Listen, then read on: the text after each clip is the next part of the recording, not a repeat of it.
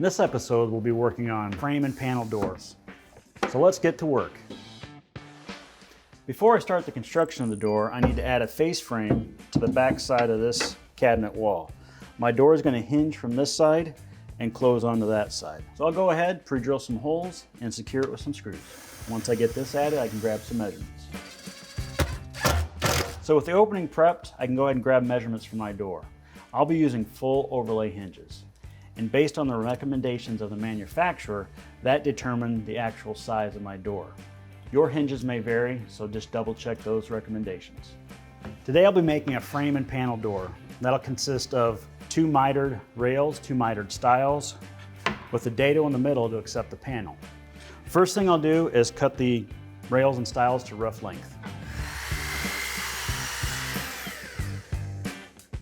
There's several different ways you can do this dado. I just prefer the MFK 700 because of its size. It's easier to balance on these smaller pieces.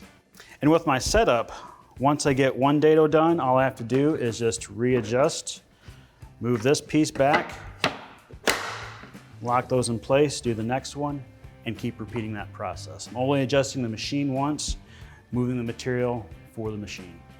Similar to what I did with the 1400 router, I can adjust the base and the edge guide of this router to my center line that's marked on the base just by loosening these screws and adjusting the micro adjust to get that perfectly centered.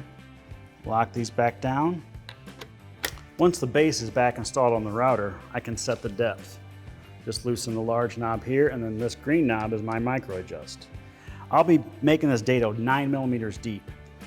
So I'll just use the spacers that I already have, which is a 5 millimeter and a 4 millimeter domino tenon, and just line it up that way.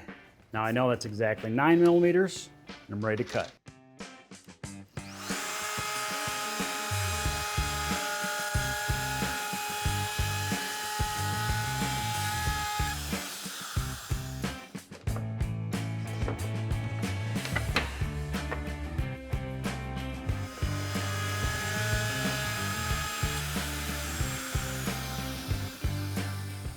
So with the dados cut, now I can take them back to the K-Pex and cut them to final length. I'll be cutting the stiles first at 755 millimeters, long point to long point of a 45-degree miter. Got them clamped in place using a stop, so that way each piece will be exactly the same.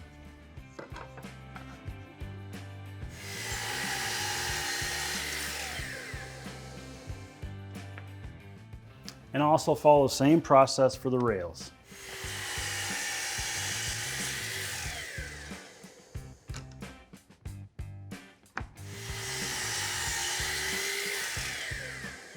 With the dados complete, now I can work on the joinery. I'm going to be using the domino with a 4 millimeter cutter, so we'll be using a 4 by 20 millimeter tenon.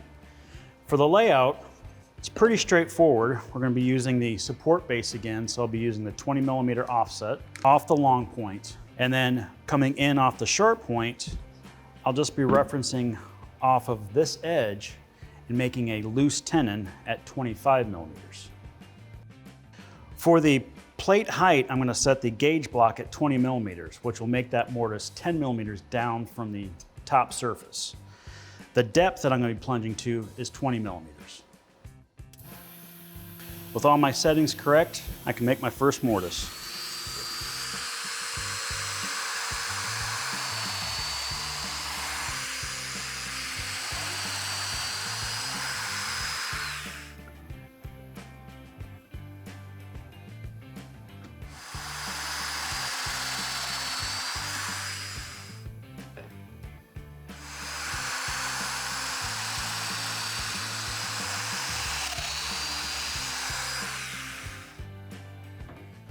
With all the mortises cut, now I can do a dry fit.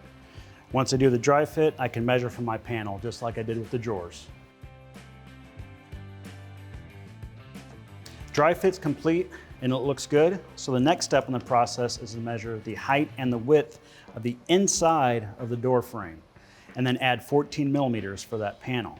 That accounts for the 9 millimeter depth dado on the top and bottom and both sides, plus a little bit of wiggle room for expansion and contraction.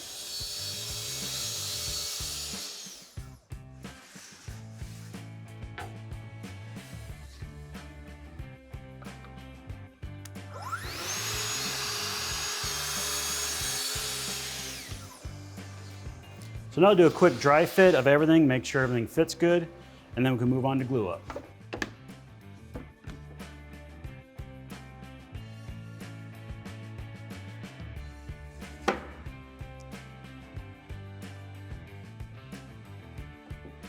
With it all dried up and pulled out of clamps, I can go ahead and give it a light sanding, and then we'll be ready for hardware. I'm going to be using 35mm cup hinges. There's a lot of different styles out there, a lot of different manufacturers.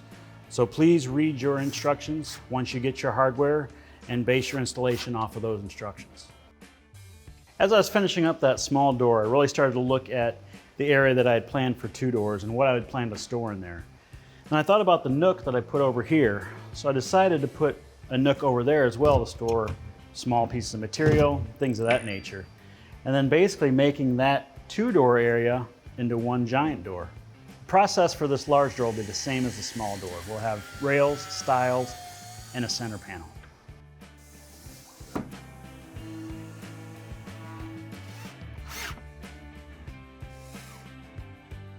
So now with both of the doors completed and a bonus extra cubby, the next step in the process is to finish up the small drawers, which will be done almost like the big drawers with some slightly different joinery.